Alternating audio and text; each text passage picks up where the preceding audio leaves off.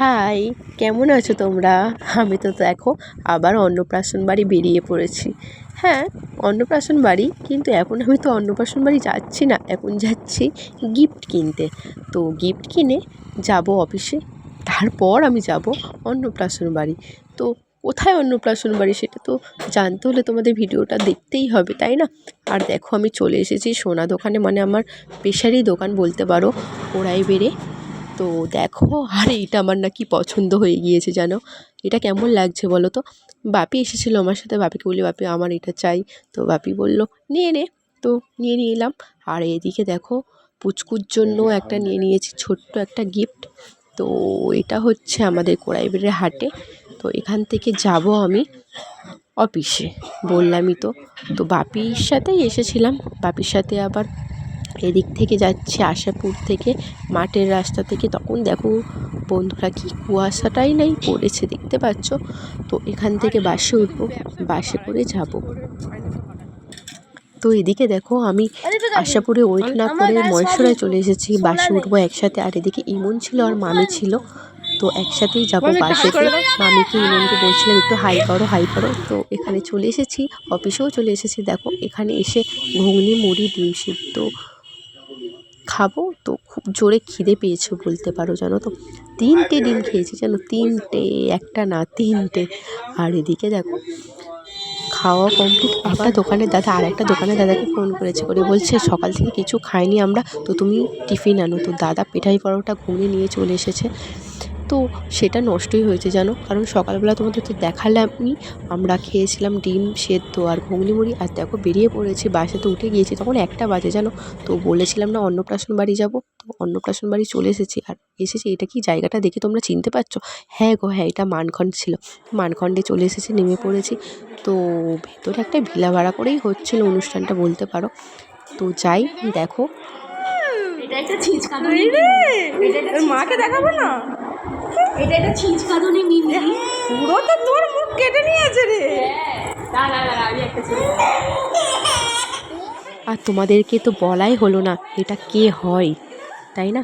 এটা আমার 5 থেকে 12 পর্যন্ত পড়েছি একসাথে, মানে আমার বান্ধবী বলতে পারো, বান্ধবী বলতে পারো না, আমার বান্ধবী। আর খুব একটা কাছের মানুষ জানো তো, খুব কাছের মানুষ। তো তার মেয়ের অন্নপ্রাশন ছিল, সেখানেই আমি গিয়েছিলাম। আমি না, আমার 3-4টে বান্ধবীরাও এসেছে।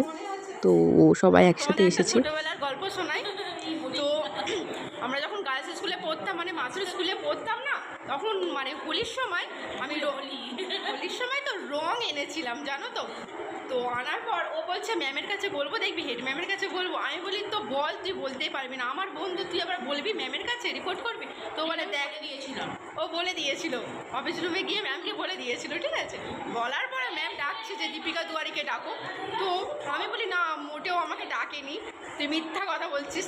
বলে গিয়ে দেখি না, ম্যাম না আমাকে ঠাস করে চড় মারতে যাচ্ছে।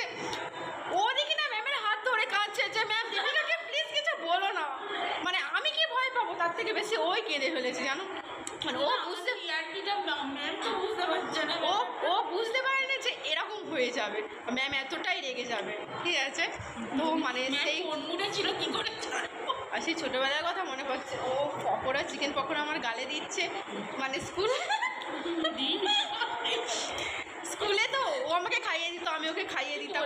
ও কিন্তু সোনা ছাড়া আমাকে কথা বলতো না, সত্যি কথা বল। ও আমাকে কিন্তু স্কুলে সোনা ছাড়া কথা বলতো না, ও সোনা বলে রাখতো, আমিও সোনা বলে রাখতাম। সব বান্ধবীর সাথে কিন্তু রাগ না বলার অনেক লোক, কিন্তু রাগারাগি হতো, কিন্তু ওর সাথে কোনোদিন আমার আজ পর্যন্ত রাগারাগি হয়নি। টাটা বন্ধুরা, বাই। ওর সাথেও আমরা পড়েছি একসাথে জানো, 1 থেকে 4 পর্যন্ত। তো এটা আমার বান্ধবীর হাজব্যান্ড। তো আবার চলে এসেছি ফুচকা খেতে। আর সত্যি কথা বলতে এই কাকুটা না আমাদের খুব একটা কাছের বলতে পারো। তো গার্লস স্কুলে যখন পড়তাম, এই কাকুটার কাছে সব সময় প্রত্যেক দিন জানো ফুচকা খেতাম। সত্যি কথা বলতে, তো অনেক দিন পর কাকুটার কাছে আবার ফুচকা খাচ্ছি। তো মানে এটা সত্যি কথা বন্ধুরা, তোমাদের হয় কি জানি না, আমরা এমনি 10 টাকার 20 টাকার 15 টাকার পর্যন্ত ফুচকা খাই, কিন্তু কোনো অনুষ্ঠান বাড়ি গিয়ে ফুচকা খেতেই ইচ্ছা করে না, কেন জানি না। তখন তো বিনা পয়সায় বলো, তখন কেন খেতে পারি না? সেটা সবাইরই হয় জানি, শুধু আমার না। তোমাদের কি হয়? আমরা পকোড়া নিয়ে চলে এসেছি, আর ওরা দুজন কাপ প্লেট খাওয়াচ্ছে, দেখতে পাচ্ছ? ওদেরই সময়, আর ও তো মুখ দেখাবেই না সন্তু। জায়গাটা কিন্তু দারুণ, চারিদিকে ফুল বাগান ভর্তি। এদিকে কাউকে দেখতে পাচ্ছ না, সবাই সেদিকে আছে, আমরা তো এদিকে চলে এসেছি। ওরা প্রেম করবে বলে এই জন্য চলে এসেছি। আমার মতো কে আছো একটু হাত তোলো তো দেখি। দলায় বসলে না মাথা ঘোরে, শুধু জাস্ট ভিডিও করার জন্যই বসেছিলাম জানো। তোমাদের কি কারোর হয় দোলায় বসলে মাথা ঘোরে? আমার তো হয় জানো, বন্ধুরা দোলায় বসলেই মাথা মাথা ঘুরবে।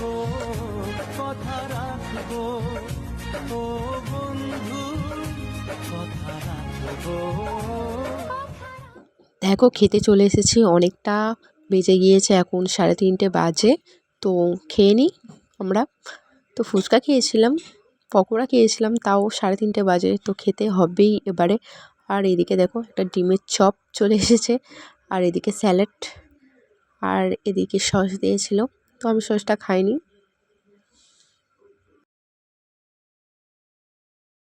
আর এদিকে সাদা ভাত, ডাল আর লেবুটা একটু নিলাম।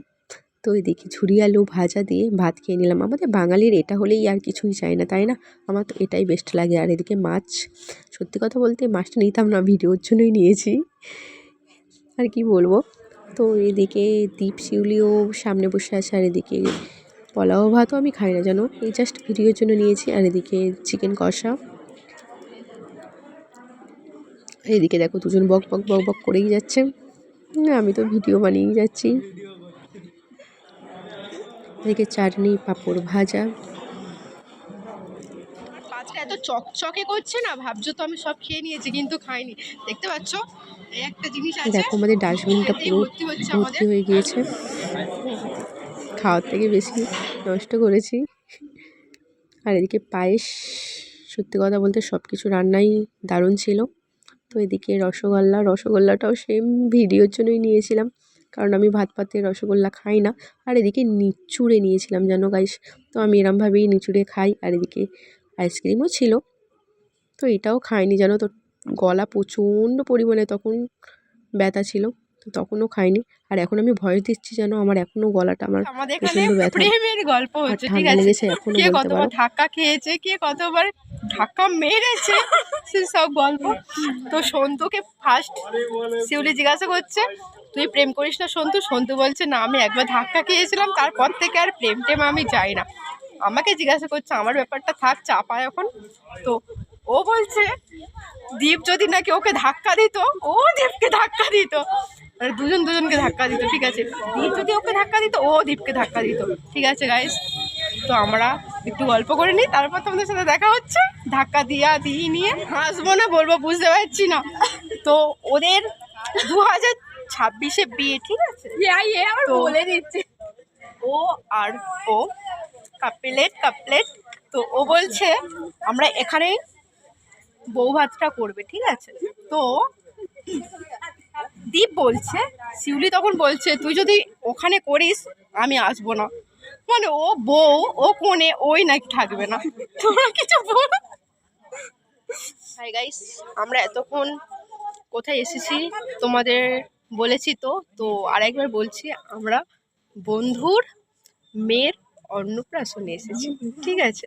আমাদের লজ্জা থাকা দরকার, মানে আমরা এখনো বিয়েই করলাম না, ওরাও কেউ বিয়ে করলো না, তো আমরা এখন অন্নপ্রাশনে খাচ্ছি, তা আমাদের কবে হবে নিজেও জানি না। লজ্জা লজ্জা লজ্জা। এদিকে আমাদের পুচকি, আর এদিকে দীপ শিউলি পেরিয়ে যাবে, তো আমিও বাড়ি যাব। তো টাটা, এখানেই ভিডিওটা শেষ করলাম। ভিডিওটা ভালো লাগলে লাইক কমেন্ট